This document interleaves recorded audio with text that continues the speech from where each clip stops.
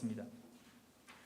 오늘 신명기 마지막 설교입니다. 신명기 31장부터 34장까지 영원히 기억해야 할 노래라는 제목으로 이 마지막 메시지를 다루려고 합니다. 31장부터 34장이면 굉장히 긴 본문이에요. 그래서 이거를 제가 하나씩 설명할 수 없기 때문에 제가 이 본문을 쭉 읽어봤을 때 가장 중요한 4개의 키워드로 메시지를 구성해서 오늘 여러분과 함께 나누고 싶습니다. 첫 번째는 하나님의 재식 훈련입니다. 여러분, 출애굽 1세대를 살았던 사람 가운데 지금 이 신명기 시대에 살아남은 사람은 누구였죠?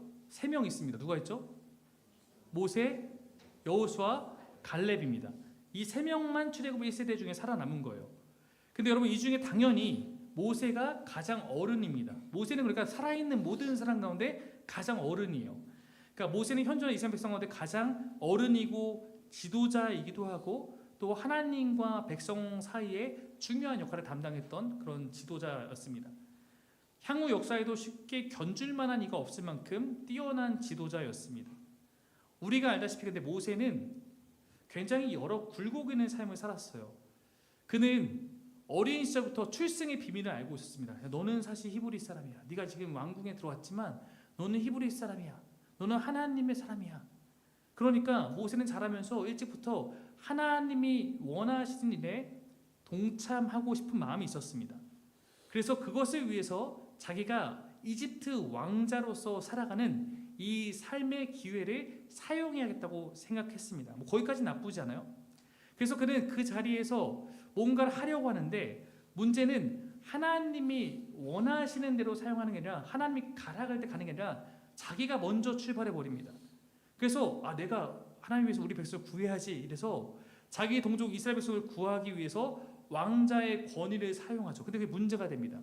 그래서 모세의 생각과 달리 하나님은 40세 이집트 왕자로 있던 그 모세를 통해 일하시지 않았습니다. 그러니까 어떤 느낌이냐면 모세는 지금 부정 출발, 하나님이 아주 출발하라고 야 이제 너와 함께 하자는데 먼저 자기가 일을 저지른 거예요. 자기 뜻이 앞섰던 모세는 결국 실수를 하고 왕자의 지위를 버리고 도망하게 됩니다. 근데 아마도 제 생각에 이 일이 모세에게 매우 큰 심리적 타격을 줬던 것 같아요. 모세가 이 일을 기점으로 완전히 다른 사람이 됩니다. 심히 위축됩니다. 그전에는 막 시키지 않아도 자신감이 넘쳐서 막 뭔가를 하려 했던 모세가 목자로서 40년을 살고 나니까 이제 완전히 다른 종류의 사람이 되었습니다. 어떤 인간이 됐습니까? 이제 뭐든지 일단 안 하고 보겠다. 날 시키지 마라. 나는 자신 없다. 왜 나냐? 이런 사람이 됩니다. 그러니까 모세의 삶은 어떻게 보면 되게 다이나믹하게 변하는 거예요. 모세의 삶은 사실 하나님의 큰 사명을 감당할 사람으로 훈련하기 위한 하나님의 계획 안에 있었죠. 하나님이 제일 먼저 하셨던 훈련은 그 안에 있던 내 뜻대로 하려는 모세의 자기 중심성을 버리는 거였어요. 아까 했듯이 모세의 마음과 의도는 좋았어요. 모세가 하는 모든 일은 그러나 결국 자기의 뜻대로 자기의 방식대로 자기의 때에 했던 것이었습니다. 명목은 하나님을 위한 것이라고 하지만 실상은 자기 만족일 수도 있습니다. 그래서 하나님은 그때 모세가 하는 일은 내버려 두세요. 그래서 망가집니다. 그리고 이제 80세가 된 자신 없어하는 모세가 이제 하나님께 서게 되는데 그때는 도리어 하나님께서 모세를 지명하여 부르시는데도 불구하고 모세가 저는 못합니다. 아무것도 안 하려고 합니다. 그때 이제 하나님은 모세에게 다른 훈련, 반대 훈련을 하십니다. 이제 하나님이 하라고 하면 무조건 할 수 있는 훈련을 하는 거예요. 그러니까 하지 말라고 할 때는 가만히 있고 하라고 할 때는 적극적으로 할 수 있는 것을 하나님은 원하셨던 거예요. 여러분, 그래서 성경이 모세를 어떻게 평가하느냐? 모세의 특징 가운데 하나가 모세는 지면의 모든 사람 가운데 가장 온유한 자다라고 하나님께서 나중에 평가하세요. 가장 온유한 자다. 여러분, 온유하다는 것을 성경의 어원으로 보면은 야생마가 길들여지다라는 뜻이라고 제가 몇 번 설명드린 바 있어요. 야생마가 길들여졌을 때 이것이 온유해진 것이다 라고 말한다는 거예요. 그러니까 우리 야생마가 마음대로 날 때는 걔를 사용하기 위해서는 길들여야죠. 워워 해야죠. 반대로 만약에 여러분 야생마가 본인이 야생마고 막 들판을 달릴 때 달려야 되는데 본인이 마치 회전목마에 있는 말처럼 가만히 있는 상태가 되면 아무것도 하지 않으려고 하면 그때는 어떻게 해야 됩니까? 얘가 원래 이 특성대로 달릴 수 있을 때 기수가 달리지 않으면 달릴 수 있도록 하는 그 반대의 훈련이 또한 필요했다는 것이죠. 모세에게 했던 이 훈련이 이스라엘 백성 모두에게도 동일하게 적용됩니다. 이스라엘 백성의 역사도 모세의 인생처럼 훈련의 과정을 거칩니다. 애굽에서 가장 밑바닥 인생을 그들은 경험하기도 하고, 출애굽 과정에서는 그 강력한 애굽에 대항해서 승리하는 그런 백성으로 삼으시기도 합니다. 그리고 또 광야의 40년의 삶은 그 안에 엄청난 실패를 경험하기도 하죠. 또한 실패로 끝나는 것이 아니라 그것을 딛고 다시 승리로 나아가기 위한 시간을 하나님께서 사용하고 훈련하고 계신 것입니다. 저도 이 모든 과정을 한마디로 딱 압축해서 표현하면 하나님께서 지금 제식 훈련을 하는 거라고 비유할 수 있겠습니다. 그리고 제식 훈련을 해보셨죠? 남자분들은 군대에서 해봤을 것이고, 여자분들도 아마 제 나이 또래 이상의 분들은 예전에 교련, 저까지도 교련을 했습니다. 교련을 했는데, 그러면 이제 교련 선생님이 맨날 뭐 합니까? 제식 훈련을 많이 하잖아요. 앞으로 가면 앞으로 가고, 좌양자 우양우하고, 뒤로 가고, 멈추고, 이게 이제 제식 훈련이죠. 그러니까 지금 하나님께서 이스라엘 백성을 하나님께 사용하시기 위해서 가장 먼저 하는 것은 일종의 제식 훈련이에요. 그리고 제식 훈련을 잘 받기 위해서는 지난주 말씀처럼 여호와께만 듣는 법이 필요해요. 옆에 있는 친구가 멈춰 그렇다고 내가 멈추면 안 되고, 지휘관이 멈추라고 할 때 멈춰야 되니까 지휘관은 항상 보고 있고 지휘관의 말에 귀를 기울여야 됩니다. 여호와께만 듣고 여호와의 말씀에 순종하여 행하는 거 어떻게 보면 제식 훈련이에요. 그리고 그것뿐만 아니라 이스라엘 백성의 삶은 사실 다 삶 자체가 이들이 깨달아야 될 하나님의 영적 비밀을 깨닫는 방식으로 이루어집니다. 예를 들어서 그들이 매일 진을 치고 광야에 삽니다. 진을 칠 때도 아무렇게나 치는 게 아니라 방법이 있어요. 가장 큰 방식 가운데 하나 뭐냐면, 이스라엘에서 12지파가 진을 칠 때 그 가장 가운데 뭐가 있어야 됩니까? 하나님의 성막입니다. 그걸 보면서 뭐를 깨닫는 거냐면 하나님이 우리의 삶의 중심에 있어야 돼. 항상 우리가 어디에 있든지 하나님을 보고 살아야 돼라는 것을 삶에서부터 그들이 가르쳐 나가도록 한 것입니다. 근데 이동할 때 방식도 있어요. 이동할 때만큼 어떻게 됩니까? 누가 가장 먼저 앞서가요? 언약궤, 하나님의 궤가 앞서가면, 구름기둥 위에 이동하면서 그럼 챙겨서 언약궤 앞서서 나아가면 모든 사람이 따라가는 것입니다. 하나님을 따라가는 훈련을 그렇게 배워가는 거예요. 하나님 가라고 할 때 같이 가는 거, 멈추는 곳에 멈추는 거. 우리가 알다시피 구약의 만의 역사가 언약궤가 가장 앞서갈 때 그때 그 역사가 일어났습니다. 요단강을 건너갈 수 있었고 여리고성이 무너지는 역사를 경험하기도 합니다. 즉 이스라엘의 삶은 하나님을 중심에 두고 사는 것과 하나님을 뒤따라 살아가는 법을 훈련하는 것이었습니다. 이러한 배움이 실제적인 그들의 삶의 모든 영역에서 적용되기 시작하면 그때 하나님이 내가 너희에게 이러한 삶을 주고 싶다라고 약속했던 그 삶을 경험하게 된다. 이거를 계속 훈련해 나가는 것이 하나님의 수업입니다. 그리고 하나님은 모세가 있든 없든 이제 이스라엘 백성이 계속 동일한 방식으로 하나님의 그 훈련받은 방식대로 살아가기를 기대하고 계셨습니다. 우리 이번에 한번 말씀을 한번 같이 읽어볼 텐데 그 페이퍼에 있는 31장 3절과 6절 2절 말씀 한번 읽어보겠습니다. 시작.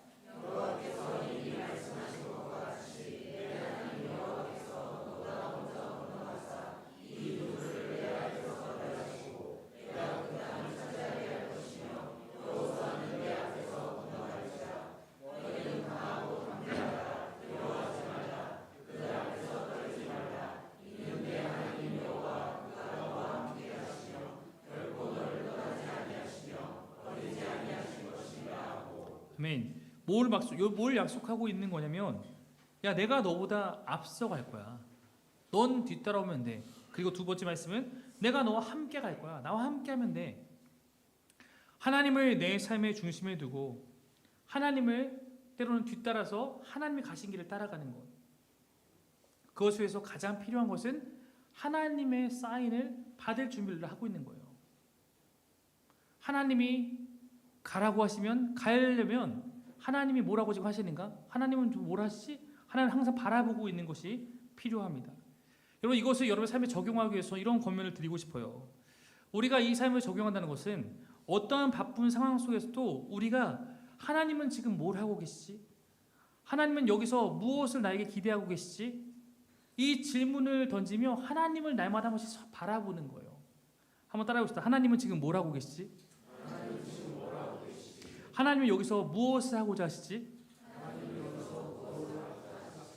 여러분, 삶의 바쁜 순간들에 뭐 앉아서 무릎 꿇고 기도하라는 얘기는 아니에요. 삶의 순간순간마다 혹시 지금 잠깐만 하나님이 지금 나에게 뭘 원하고 계시지? 지금 이 상황에서 하나님 뭘 하고 계시지? 이 질문을 던지는 것 자체가 우리가 순간순간 하나님 바라보는 거예요.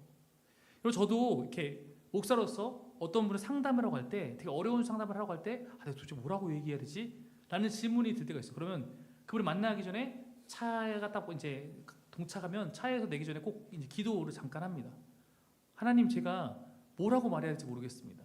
이 상황에 대해서 어떻게 해야 될지 모르겠습니다. 하나님, 하나님께서 이 시간 원하시는 거 제가 하고 싶습니다. 도와주십시오. 생각나게 해주십시오. 그리고 의지하고 하다 보면 하나님께서 어쩌면 그 순간순간 그 사람과 대화 속에서 지혜를 주시기도 하고 또 저에게 말씀하기도 하셔서 하나님의 필요한 일들을 해나가시는 볼 때가 참 많이 있습니다. 저는 우리의 삶에 이것이 어쩌면 가장 간단한 채식 훈련이라고 생각합니다. 우리의 지휘관이 우리와 함께 하시니 그분이 나를 통해 하고자 하시는 것을 내가 날마다 바라보며 나아갈 때 우리는 그분의 함께 하심을 경험하고 고백하게 될 줄로 믿습니다. 오늘은 우리가 하나의 메시지한 삶을 우리가 맛보게 될 줄로 믿습니다. 네, 두 번째 메시지는 말씀으로 사는 공동체입니다. 하나님은 늘 우리에게 자신의 뜻을 알려주고 싶어 하세요. 그래야지만 우리가 따라올 수 있으니까. 그래서 하나님이 하신 일 가운데 가장 위대한 일, 가장 위대한 결정은 인간이 계속 하나님을 어쩌면 알아갈 수 있도록 우리의 어떤 문화의 문명의 산물인 인간의 문자, 글자를 사용하셔서 하나님의 말씀을 우리 가운데 깨닫게 알아갈 수 있게 해주셨다는 것입니다. 어쩌면 그 역할의 가장 중요한 부분을 모세가 가장 먼저 감당했던 것이죠. 모세가 하나님께 나가서 율법을 받아서 가르쳤으니까. 여러분, 왜 모세였을까요? 여러분, 생각해보면 모세는 당대의 여러 어떤 제국들 가운데 모든 제국의 첫 번째 제국을 이집트 제국으로 보거든요. 즉 당대의 이집트는 모든 그 나라 가운데 최고의 발전한 국가, 최고의 국가였어요. 그 안에서 그는 40년간 지도자 수업, 엘리트 수업을 받았던 사람임을 우리는 기억해야 됩니다. 그러니까 그 시절이 가지는 의미를 모세는 어쩌면 잘 몰랐기 때문에 자기 뜻대로 행했지만 사실은 모세의 삶은 하나님의 크신 계획 안에서 훈련되어지고 준비되어지고 있었던 것입니다. 그런데 여러분, 모세가 그것을 전달해 줄 수 있지만 그것만으로 언제나 이스라엘 백성에게 말씀이 머물 수는 없습니다. 시간적으로도 모세의 삶이 끝난 다음에도 말씀이 전달되길 방법이 필요하고 또 모세가 이렇게 전했다고 해서 모든 이스라엘 백성이 곳곳에서 말씀을 또 계속 배우기 위해서는 모세 한 사람 앞에만 의존할 수 없기 때문입니다. 말씀이 계속 모든 백성의 삶에서 울려 퍼지게 할 수 있는 사람들이 필요했습니다. 그래서 신명기에는 모세가 그를 위해서 몇몇 사람들을 임명하는 장면이 있습니다. 한번 31장 9절 말씀 한번 읽어볼게요. 시작.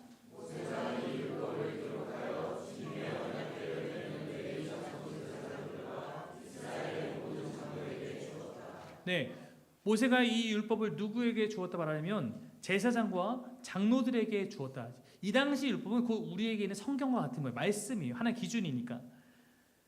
여러분, 그래서 그로 말미암아 제사장들은 정기적으로 율법을 낭독하며 이스라엘 백성들에게 이 말씀을 생각나게 하고 듣게 하고 가르치게 하는 역할을 이후에도 계속 감당합니다. 훗날 유대인들은 그래서 이 신명기 말씀에 따라서 매주 안식일이 되면 회당에 모여서 3년 주기로 모세오경과 시편을 차례로 낭독하였습니다. 근데 그걸로만, 즉 회중 예배에서는 그렇게 하지만 그것만으로도 안 된다는 거예요. 그래서 함께 이 말씀을 전달하는 사람이 누구냐면 장로들입니다. 이 장로는 구약의 장로잖아요. 구약의 장로는 엘더예요, 엘더. 그러니까 모든 그 족속 가운데 가장 연장자 혹은 지도자를 뜻하는 것입니다. 부족의 어른들이에요. 그러니까 회중 예배뿐만 아니라 각 집에서, 각 가정에서, 각 가족 모임에서, 부족 모임에서 그때마다 이 사람이 중심이 되어서 그 안에서 말씀을 나누는 역할을 했다는 것입니다. 여러분, 저는 이 모습을 상상하면서 우리의 팸 예배가 떠올랐어요. 오늘 이렇게 제가 여러분 앞에 제사장과 같은 역할로 이렇게 회중의 예배 가운데 말씀을 나누기도 하지만 또한 우리의 팸예배는 또 다른 방식으로 그 말씀을 우리가 같이 또 나누는 거죠. 제가 팸예배를 하는 날이면 늘 먼저 팸 리더들을 먼저 우리가 1시간 전에 만나서 먼저 그들과 말씀을 나눕니다. 그리고 제가 그분들에게 이렇게 말씀드리곤 합니다. 오늘 팸예배에서는 당신들이 목회자이고 당신들이 설교자입니다. 흩어져서 그 역할을 해달라고 부탁하는 거죠. 결국 그래서 그 안에서 그들의 인도에 따라서 그 팬 모임도 말씀을 우리가 그 안에서 울려 퍼지도록 하는 시간인 거죠. 저도 아주 어린 시절부터 다양한 곳에서 기독교 단체나 교회에서 소그룹 사역을 많이 경험했어요. 이런 소그룹 저런 소그룹 그 과정에서 오랜 관찰을 통해 제가 느낀 것이 있습니다. 말씀을 중심에 두고 나누는 공동체가 가장 오랫동안 어쩌면 영적인 생명력을 유지한다는 거예요. 같이 모여서 노는 것도 중요해요. 삶을 나누는 것도 중요합니다. 그러나 그걸로만 끝나는 공동체는 힘이 없어요. 우리가 그를 통해서 함께 마음을 열고 하나가 되어서 결국 우리가 하나의 말씀 앞으로 같이 한 걸음씩 나아가는 모임이 될 수 있을 때만 그 안에서 의미 있는 삶의 변화가 나타나기 때문에 그때 그 공동체가 지속적으로 나눔을 통해서 서로를 돕고 하나님의 말씀을 공유할 수 있는 그런 놀라운 공동체가 되는 것을 저는 여러 번 경험했습니다. 그래서 우리도 계속 그 훈련해 나가는 거예요. 아직 어색한 공동체도 있겠지만 우리는 다른 것보다 말씀을 나누자. 여러분 그 팸예배뿐만 아니라 우리 일상에서도 마찬가지예요. 여러분에게는 내가 깨달은 말씀에 대한 은혜, 깨달음 어떤 것을 자연스럽게 나눌 수 있는 관계가 많이 있습니까?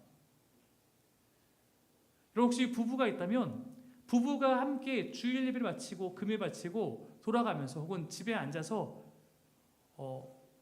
내가 오늘 받은 은혜를 나눌 수 있다면 전 너무 좋은 거라고 생각해요. 혹시 우리 부부는 아직 안 해봤다. 오늘 해보십시오. 네, 오늘 숙제입니다. 오늘 해보십시오. 오늘 저녁에 밥을 먹고 오늘 예배 통해 내가 깨달은 거를 나눠보십시오. 처음에 어색할 수 있지만 그게 굉장히 좋은 관계를 만들어가는 거예요. 우리 교인들끼리 만났을 때, 우리 청년들끼리 만났을 때, 우리 장년들끼리 만났을 때도 만났을 때 우리가 만나서 자연스럽게 커피도 마시고 일상 얘기도 할 수 있지만 그 안에서 자연스럽게 나는 오늘 무엇을 깨달았는지 내가 어떤 걸 느끼고 있는지 자연스럽게 얘기할 수 있는 관계가 된다면 너무나 좋은 관계, 나에게 그런 사람이 있다는 것이 굉장히 감사한 거예요. 여러분 어떤 사람들은 저한테 주중에 카톡이나 전화를 해서 목사님 제가 말씀을 통해서 이런 걸 깨달았는데 왜 묵상을 하다 이런 걸 또 깨달았는데 라고 하면서 말하는 분이 있어요. 감사한 거죠. 근데 그런 분이 가끔은 저희가 말씀을 깨달았는데 누구에게 나눠야 할지 몰라갖고 저에게 전화했어요. 이렇게 말하는 경우가 있으면 아직 이분에게 주변에 그런 분들이 또 우리 공동체 안에 잘 안 되는 것이 내가 좀 더 노력해야 되겠다라는 마음이 들 때가 있어요. 우리 특별히 우리 오늘 예배 끝난 다음에도 또 예배 전후에도 우리 형제님들이 또 교회에서 이렇게 335 모여서 얘기 나눌 때도 자매님들보다 형제님들 조금 더 어색해서 만나서 갑자기 누군가가 말씀에 대한 얘기를 꺼내면 이 사람 왜 이러지? 라고 할 수 있겠지만 사실 모이면 남자들은 다른 얘기부터 시작하거든요. 어색하니까 다른 이야기 그냥 근데 다른 이야기도 하십시오. 그러나 말씀에 대해서 내가 오늘 받은 은혜를 나누는 것도 저는 힘써서 그런 것이 자연스러운 공동체가 우리 안에 이루어지기를 소망합니다. 신명기 31장 12절 13절 한번 말씀 한번 읽어보겠습니다. 시작.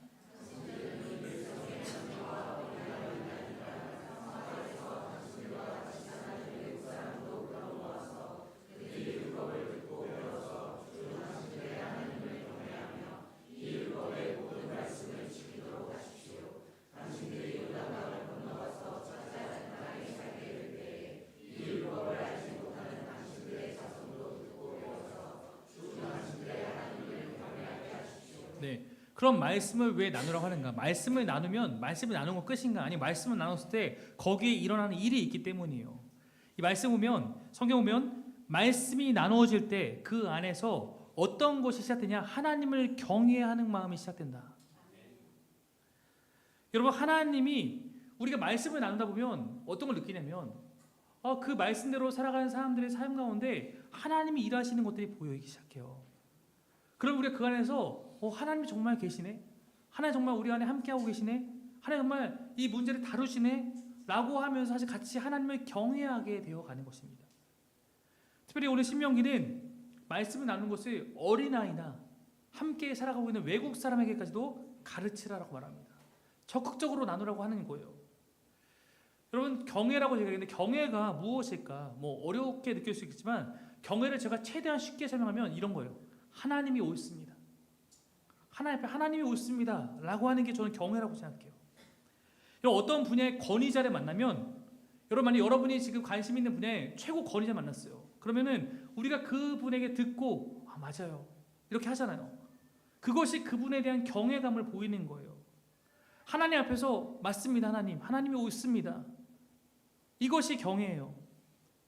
말씀을 듣지만 여전히 나는 내가 하고 싶은 대로 할 사람은 애초에 막 그런 마음을 갖고 있으면 말씀을 들을 때부터 걸러 듣는다고요. 이거는 동의 못해. 이건 안 들을래. 이건 별로야. 이건 나는 별로 이건 따르고 싶지 않아. 이건 내 생각과 맞네. 그럼 적자. 이런 말씀의 취사 선택이 경외가 아닙니다. 여러분, 저는 지금 이 시대에도, 이 문명이 발달한 이 시대에도 복음이 어떻게 전파되는가라고 할 때 저는 거기에 매우 신비한 과정을 보게 됩니다. 말씀대로 살기 위해 힘쓰고 하나님을 경외하는 참된 신앙인이 내 주변에 있으면 우리는 그 사람이 살아가는 방식이 좀 남다르다, 유별나다라고 조금 느끼기 시작해요. 근데 좋게 느끼는 건 아니죠. 처음에는 그런 사람을 보면 처음에 어떤 생각하냐면 세상을 저렇게 살아도 되겠나? 세상을 저렇게 살아서 살 수 있겠나? 걱정과 의문이 들 수도 있어요. 남들 다 이렇게 사는데 왜 저 사람 저렇게 살지? 저렇게 살아도 안 될 것 같은데. 하나님을 경외하는 사람들이 세상의 기준으로 그렇게 현명해 보이지 않는 경우가 많기 때문이에요. 또한 언뜻 봤을 때는 뭐 그 사람이나 나나 별반 다름이 없어 보일 때도 있습니다. 그런데 오래 지켜보고 계속 지켜보고 대화를 나눠보고 그 사람의 삶을 좀 이렇게 쳐다보게 되면 그와 나의 삶에 있는 차이를 발견하게 됩니다. 인정하기 싫지만 인정하게 되는 뭔가가 있음을 자꾸 느끼게 돼요. 그가 나보다 더 뭔가 세상에서 인정받고 더 잘 살고 이런 것은 아닐 수도 있어요. 그런데 그 삶에 오히려 힘이 있고 생명력이 있고 품위가 있음을 느끼게 됩니다. 저는 그것이 하나님을 경외하는 사람에게서 느껴지는 멋이라고 생각합니다. 외형적인 것은 세상에 별로 민감해 보이지도 않고 그래서 어쩌면 다른 사람은 쟤는 뭐야 라고 할 수 있지만 대하면 대할수록 그 안에 깊이가 있고 멋이 있는 사람, 저는 그것이 하나님의 사람이라고 믿습니다. 여러분, 진짜 성도는 멋있습니다. 진짜 성도는 옆에 있으면 매력이 있습니다. 진짜 복음을 품은 사람의 매력, 그것으로 우리는 주변을 설득해 가는 것입니다. 저는 여러분이 그런 성도 되기를 소망합니다. 아멘. 여러분, 사실 지금 말씀하지만 여러분, 사실 이 말씀의 배경을 보면 지금 이게 말씀할 때인가? 라는 생각이 들 수도 있어요. 왜냐하면 지금 이스라엘 백성에게는 당면한 문제가 있었어요. 당면한 문제가 뭐냐면 이제 지금 한참 돌다가 가나안 땅에 들어가기 바로 전이에요. 이제 가나안 땅 들어가야 돼요. 가나안 땅 들어간다는 게 뭐냐면 전쟁해야 됩니다. 전쟁하는 거 쉬운 일이 아니죠. 지금 전쟁에 대해서 어떻게 전쟁할까 막 마음을 쓰고 방법을 연구하고 이러기도 바쁜데 하나님은 그 문제를 어떻게 해야 하는지에 대해서는 별 관심이 없으세요. 그보다 계속 말씀하시는 것이 뭐냐면 너희는 말씀을 잘 나누고 나를 경외해야 돼. 세상의 어떤 소리보다 하나님 앞에 집중하고 있는가? 하나님 말씀을 소중하게 받아들이고 있는가? 하나님 여기에 관심을 두고 있습니다. 왜 그럴까요? 우리 앞에 당면한 문제가 너무 우리 크게 보이지만 사실은 하나님께는 그것이 큰 문제가 아니기 때문이에요. 하나님이 나 몰라라 한다는 게 아니라 하나님 봤을 때는 그 문제는 하나님께 달려있는 것이기 때문에 그렇습니다. 그 문제 때문에 우리가 죽지 않도록 하나님은 충분히 하실 수 있기 때문입니다. 근데 우리가 하나님을 무시하는 삶을 살면 그것은 생명이신 하나님을 놓쳐버리는 것이기 때문에 하나님은 그것이 훨씬 더 시급한 문제로 다루고 계시는 거예요. 너는 지금 이 문제 때문에 골골대고 있지만 사실 너 나를 놓치면 너 더 시급한 거야. 더 문제가 있는 거야. 여러분 우리의 삶에도 지금 당면한 문제가 다 있을 거예요. 있으신 분 이렇게 끄떡끄떡 해주시면 제가 빈도를 보면 네 많이 있죠. 우리 안에 다 당면한 문제가 있죠. 여러분도 지금 이 예배당에 나가서 해결해야 될 것들도 많고 당장 내가 뭔가 해야 되는데 답이 없는 것들도 있고 여러분 걱정스럽게 하는 것들도 얼마나 많습니까? 근데 여러분 오늘 신명기가 우리 가르치는 것은 그리스도인은 우선순위가 있다는 거예요. 이 예배 안에서 우리가 먼저 하나님을 정말로 경외하고 그분을 바라보고 그분 앞에서라면 나의 어떤 생각과 방법도 좀 내려놓고 주님이 주시는 말씀을 통해서 마음을 통해서 내 삶의 길을 결정하겠다고 다짐하고 애쓰는 것, 그것을 더욱 붙드는 것이 그리스도인인 줄로 믿습니다. 여러분 제가 이 설교문에 적었는데 이런 말이 떠올랐어요. 말씀대로만 살다가 망하는 사람은 없다. 여러분 보신 적 있습니까? 말씀대로만 살다가 망하는 사람 보신 적 있습니까? 저는 못 봤어요. 제가 지금껏 경험해보면 망할 것 같거든요. 근데 망하는 사람은 못 봤어요. 여러분 만약에 우리 공동체 안에 누군가가 말씀대로만 살다가 망하는 사람이 우리 공동체 안에 있다면 저는 결코 방치하지 않을 것입니다. 저는 우리 공동체가 서로 말씀대로만 충실하게 살아갈 수 있도록 혹시 그러다가 어려움 만나면 서로가 서로를 지켜줄 수 있도록 그래서 계속 말씀대로 살아갈 수 있는 마음을 꺾이지 않고 이어나갈 수 있도록 서로가 서로 돕는 그런 공동체가 되기를 소망합니다. 우리가 말씀으로 사는 공동체라면 우리가 그 삶을 그렇게 서로 지켜주고 용기를 주는 거예요. 사랑하는 여러분, 우리 그렇게 살기 원합니다. 우리 말씀대로만 살아갈 수 있도록 나 먼저 그렇게 도전하고 또 내 주변의 사람도 격려하고 혹시 그 삶에서 어려움 만나면 함께 돕고 하면서 우리가 그렇게 주님이 찾으신 사람으로서 날마다 나아갈 수 있는 그런 하나님의 백성 되기를 소망합니다. 우리 이 마음을 담아서 찬양하고 싶습니다. 우리 모두가 되기를 소망합니다. 세 번째 메시지는 영원히 기억해야 할 노래인데요. 말씀부터 읽고 시작해 보겠습니다. 19절 말씀입니다. 시작. 이제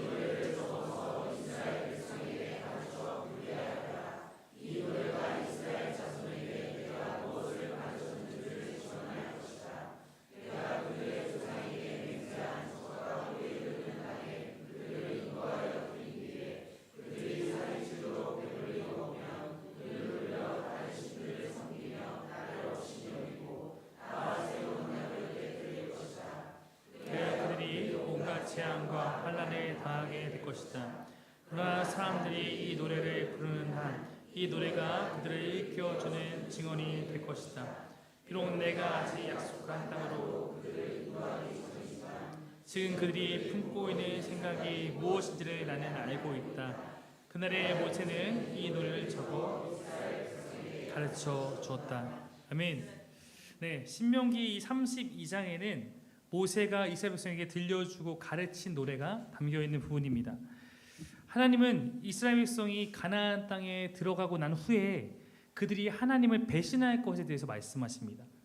이것은 하나님께서 그들의 마음을 움직여서 배신하도록 하시는 것이 아니라 하나님은 결코 우리의 마음을 억지로 바꾸시지 않으시니까요. 다만 하나님은 이들의 미래를 알고 계신 것이죠. 보고 계신 것이죠. 그러므로 그냥 그 상황이 방치되는 것이 아니라 이들이 그 상황 속에서도 돌이켜 나올 수 있는 방법을 미리 준비하시는 것입니다. 즉 하나님의 배신한 위기인 사람들이 이때 깨닫고 하나님께서 돌아오도록 혹은 떠났다고 하더라도 다시 기억하며 돌아올 수 있는 방법으로 하나님의 이 마음이 담긴 하나님의 말씀이 담긴 노래를 만들어서 그것을 불러가며 주님의 마음이 늘 이들 곁에 머물게 하는 것입니다.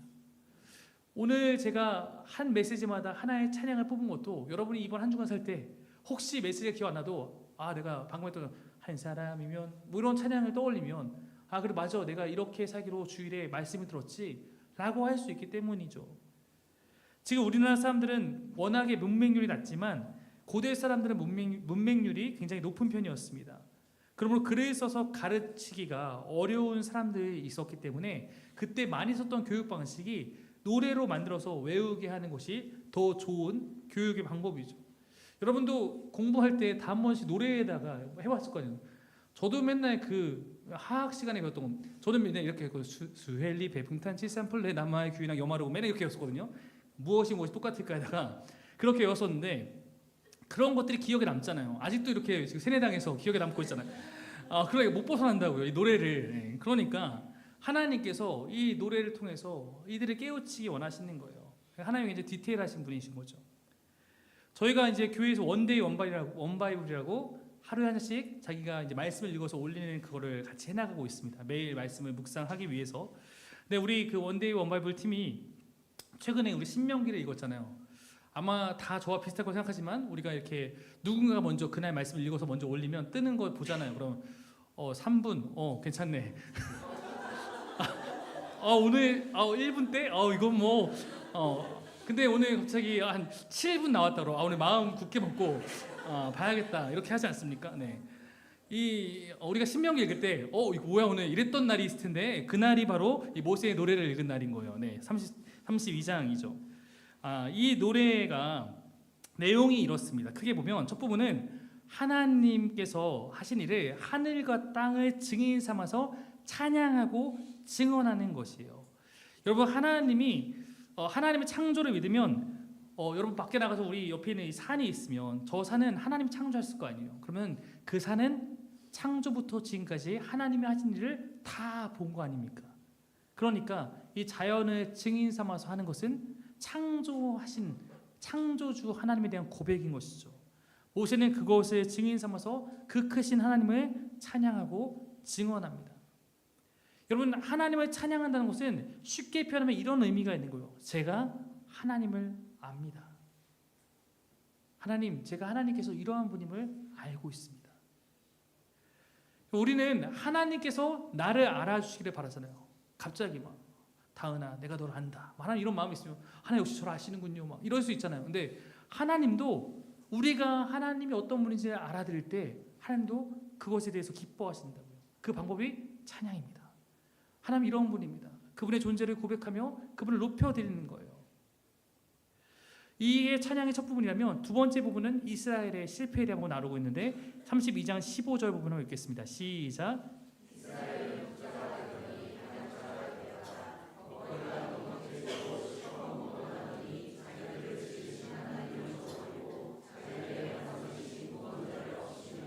네, 성경에서 이 개념이 굉장히 중요한데 성경에서는 우리가 하나님 나라 시리즈 할 때 배웠던 푸토코스, 즉 가난한 자.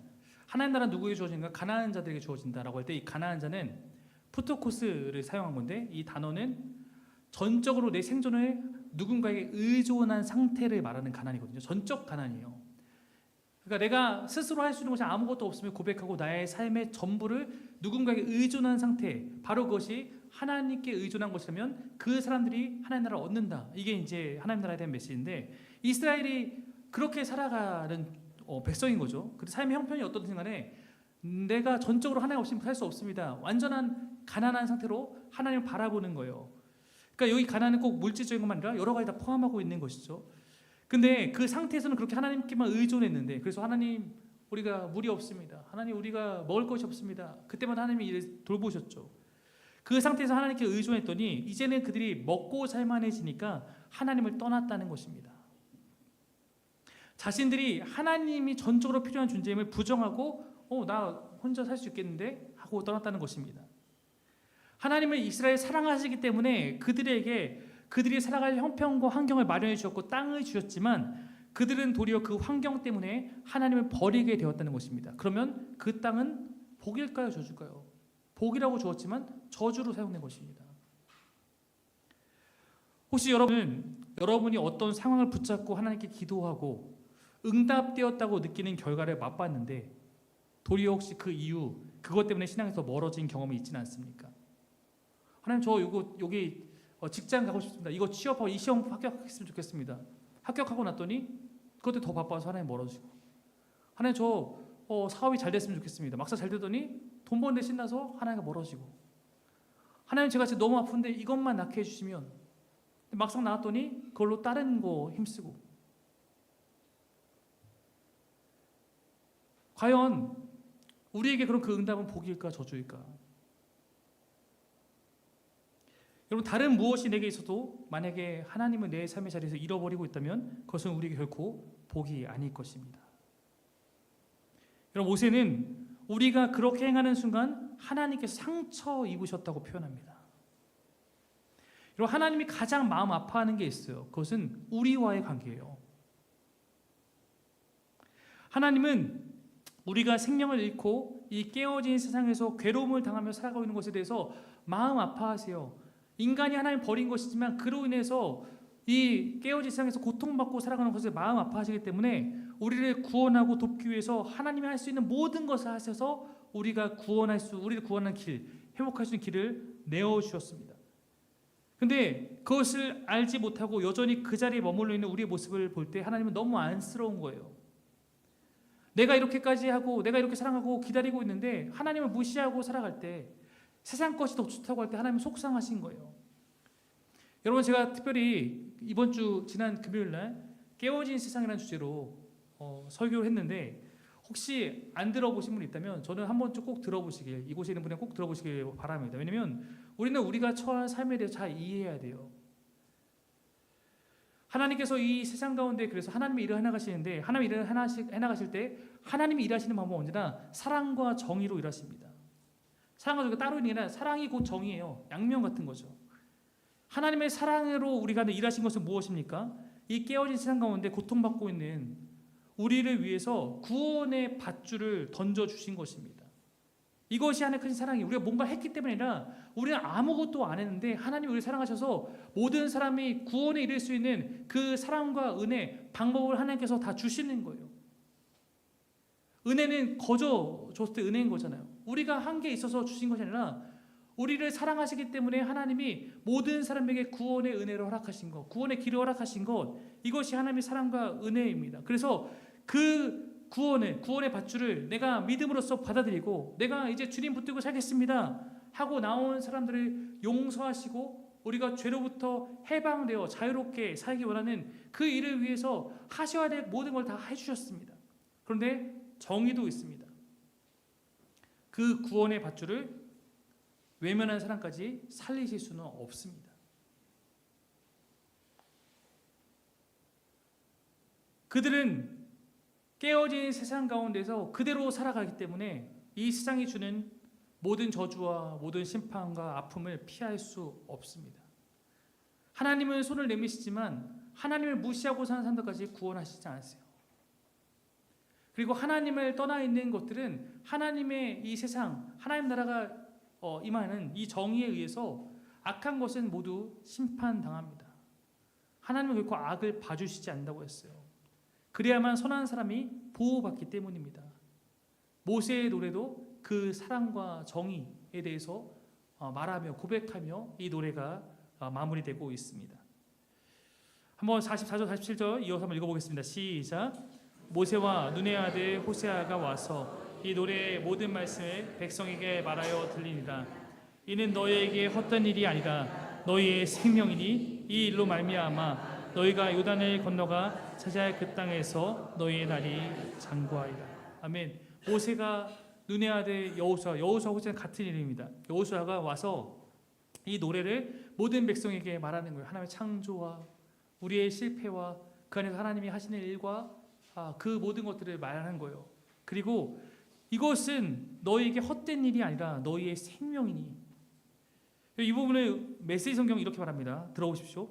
이 모든 말씀을 마음에 새기고 자녀들에게 명령하여 이 모든 계시의 말씀을 하나하나 실천하게 하십시오. 이것은 하찮은 것이 아닙니다. 바로 여러분의 생명입니다.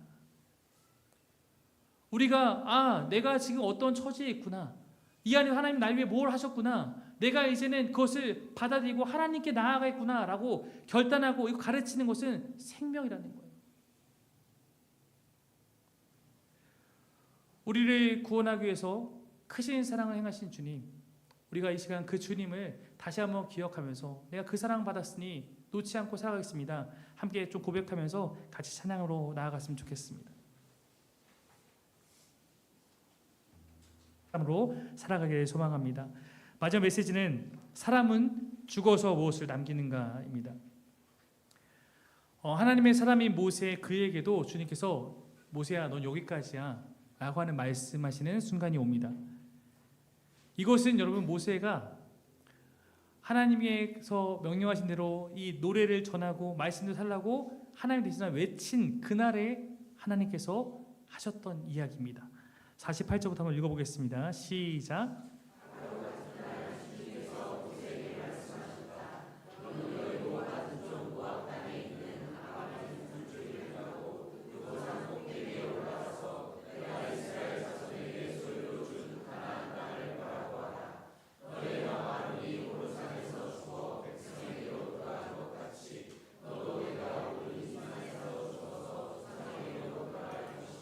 아멘. 여러분 저는 개인적으로 목회를 하면서 좀 더 많이 묵상하게 됐던 인물이 모세거든요. 왜냐면 모세는 제가 보기에 제가 너무 닮아가고 싶은 뛰어남이 많은 그런 모습을 많이 가졌는데 그런 모세가 또한 너무나 많은 어려움을 경험하는 것을 또 볼 때 모세도 그 상황을 어떻게 이겨나가는가 보면 또 저에게 그것이 때로는 위로가 되고 도전이 되기도 할 때가 많았습니다. 저는 모세가 그런 의미에서 모든 영적인 리더들에게 모델이 된다고 생각합니다. 제가 말하는 영적인 리더란 목회자만을 말하는 게 아니에요. 가정에도 어느 가정에나 다 영적인 리더가 있습니다. 오늘 제일 먼저 야 우리 교회 가자 빨리 준비해라 한 사람이 영적인 리더일 확률이 많습니다. 네. 교회 안에도 각 우리 사역 안에 영적인 리더들이 있습니다. 내가 누군가를 신앙으로 도와줘야 되고 목양하고 돌봐야 되는 자리에 서 있다 보면 다들 어려움을 만나게 됩니다. 사람을 끌고 그가 하나님 만날 때까지 함께 동행해 주는 게 쉬운 것만은 아니거든요. 그런데 그 일을 계속 해나가는 힘은 그 일 안에서 그 사람이 하나님을 알게 되고 변화될 때 거기에는 어떤 것과도 비교할 수 없는 영광과 기쁨이 있기 때문이에요. 누군가 내 삶을 통해 하나님을 알게 되는 것은 너무나 기쁜 일이고 감사한 일입니다. 여러분 제 삶에 저를 통해 하나님을 알게 되고 회심하게 된 사람들이 그래도 좀 있습니다. 그들이 처음에는 잘 모를 수도 있는데 점점 더 그들이 하나님이 어떤 분인지 배워가고 알아갈수록 오히려 뒤늦게 저를 막 은인처럼 대할 때가 있어요. 맞죠? 제가 은인이죠. 제가 어제 그 사람의 회심을 도왔으니까. 근데 사실 생각해보면 저도 제가 하나님을 알아가기까지 또 저를 도와준 어쩌면 저의 수많은 이끄미들 덕분에 주님을 깊이 알게 된 것이니 우리가 그렇게 하나님 안에서 우리가 거저받은 사랑을 누구를 향해서 거저 흘려보내는 것이 또 교회가 그런 공동체가 될 때 저는 가장 아름다운 것이라고 생각하고 있습니다. 신명기는 이 모세의 그 위대한 삶의 죽음을 기록하고 있는데 하나님과 40일 동안 대면해서 있을 정도로 특별한 경험했던 그가 어떻게 이 마지막을 보내는가는 또한 많은 도전을 줍니다. 우선 하나님은 놀랍게도 그에게 그가 지금껏 목표로 달려왔던 가나안 땅을 허락하시지 않죠. 하나님의 원래의 계획은 모세가 백성도 이끌고 가나안 땅에 들어가는 것이었습니다. 그런데 출애굽 1세대의 실패로 하나님은 계획을 바꾸십니다. 하나님은 계획을 바꾸시기도 하는 분이에요. 동시에 모세의 사명과 역할도 바뀐 것입니다. 이제 여기까지가 너의 사명이야. 모세 사명이 끝난 것입니다. 모세가 가나안 땅을 못 들어가니까 속상할까요? 잘 모르겠습니다. 그럴 수도 있을 것 같기도 하고 또 잘 생각해보면 아닐 수도 있을 것 같기도 합니다. 어쩌면 출애굽 1세대 그리고 2세대를 지금 여기까지 이끌어온 모세도 이제는 드디어 그 무거운 사명을 다 완수했다는 어쩌면 기쁨이 있을지도 모르겠습니다. 나는 이제 여기까지. 하나님이 난 이제 여기까지라고 말씀하시는구나. 내 사명은 다 했구나. 근데 여러분 이 모세의 이 마지막 부분에 대해서 성경에 눈여겨볼 만한 대목이 하나 있어요. 독특한 기록인데 제가 읽어볼게요. 모세가 죽을 때 나이가 120살이었으나 그의 눈은 빛을 잃지 않았고 기력은 정정하였다. 이게 무슨 의미입니까? 모세가 늙고 병들어서 은퇴하는 게 아니라는 얘기예요. 모세가 늙고 병들어 죽은 것이 아니라 사명을 다한 후에 하나님께서 그를 불렀다라는 것을 보여주는 거예요. 오해하지 말라. 모세는 그렇게 자신의 끝이 정해지자 마지막으로 자기가 할 수 있는 함께했던 그 이스라엘 12지파를 축복합니다. 그게 모세의 마지막 역할이었고, 그렇게 모세가 죽자 이스라엘 모든 백성은 모세를 위해서 30일 동안 애곡하며 그의 죽음을 애도합니다. 모세는 누군가를 축복하며 떠났고 또 백성들은 누군가를 기억하며 애도한다는 것은 아름다운 이별인 것이죠. 저는 이 모세의 마지막을 보면서 찰스 웨슬리가 남긴 그의 비문에 적힌 한 문구가 떠올랐습니다. 그 영어로 있는 건데요. 의미를 해석하면 이렇습니다. 하나님은 당신의 일꾼들을 땅에 묻으시나 당신의 일은 계속 해나가신다. 하나님은 당신의 일꾼들을 땅에 묻으시나 당신의 일은 계속 해나가신다. 신명기가 저는 우리에게 주는 메시지가 마지막 메시지가 이것에 있다고 생각합니다. 모세는 뛰어난 지도자였고 하나님의 일꾼이었고 그는 그 역할을 자기 나름대로 잘 감당해서 하나님의 기쁨이 되는 삶을 살았습니다. 그러나 모세가 없다고 하나님의 일이 위축되거나 멈추는 것은 아닙니다. 아니어야 합니다. 모든 일의 주권은 하나님께 있기 때문입니다. 우리에게 그 믿음이 필요한 거예요. 이스라엘 백성에게도 그 믿음이 필요한 겁니다. 여러분, 제가 이 부분을 정리하면서 사람은 죽어서 무엇을 남기는가 하는 질문이 제 안에 들었어요. 여러분, 사람은 죽어서 무엇을 남기는가? 뭐라고 대답하시겠습니까? 우리의 상식이 우리를 괴롭히죠. 네. 네. 호랭이는 가족을 남기고 우리는 이름을 남긴다. 근데 그거 말고 오늘 말씀의 논리대로 하면 저는 사람은 죽어서 뭘 남겼는가? 모세는 뭘 남겼는가? 라고 했을 때 저에게 생각한 거는 사람은 죽어서 따르미를 남긴다였어요. 우리가 쓰는 단어죠. 따르미. 따르미란 내가 누군가의 신앙에 영향을 줘서 이 사람이 함께 하나님 바라보고 자라게 됐을 때 이 사람이 나의 따르미인 거죠. 내가 이끔이고 이끔이야 따르미가. 모세의 삶에 무엇이 남았는가 보면 그런 사람들이 남은 거예요. 따르미들이 남은 것입니다. 신앙인의 삶은 죽어서 무엇을 남기는가? 신앙의 삶은 죽어서 따르미를 남기는구나. 신명기는 모세의 죽음으로 끝나기도 하지만 또 끝나지 않습니다. 모세는 죽었으나 그는 사람을 남겼으니까요. 특별히 그의 일을 이어서 해나갈 동역자이자 그의 따름이 여호수아에 대해서 언급하고 있습니다. 9절 말씀을 읽어보겠습니다. 시작.